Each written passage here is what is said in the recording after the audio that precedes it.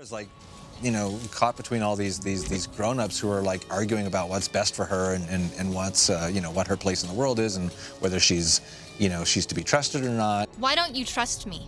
Kal-El has enemies. You think I would hurt my own cousin?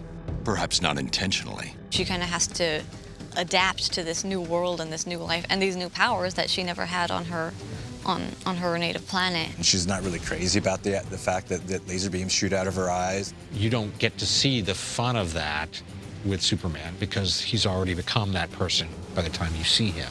These powers, they terrify me. I mean, the responsibility. I don't want to be anybody's champion. So she has quite an interesting journey throughout this story. It's actually pretty involving, I think. She's put in tremendous jeopardy in this piece, which is always what's dramatically interesting, is putting somebody that you care about in jeopardy. It's just as well we keep Kara in the dark. So we just keep waiting. This is the safest place for her, Clark. I've had my army standing by. Wonder Woman is a very interesting character in this movie because, you know, she's a warrior. She's an Amazon princess. And I think the idea of an impressionable young woman being essentially used as a pawn between Superman and Apocalypse is not one that appeals to her.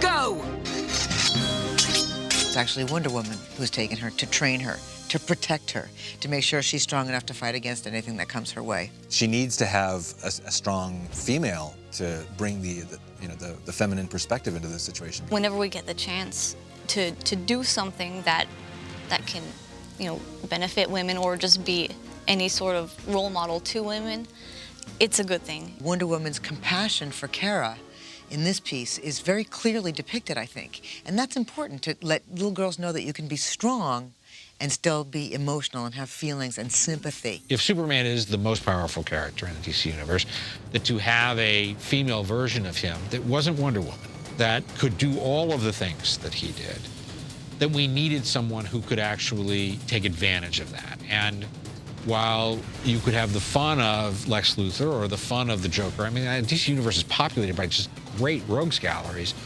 But if you're going to tell a story about that level of power, you need someone who can be able to actually manipulate that situation. And it just was Darkseid. I could destroy you with a single blast of my Omega beam.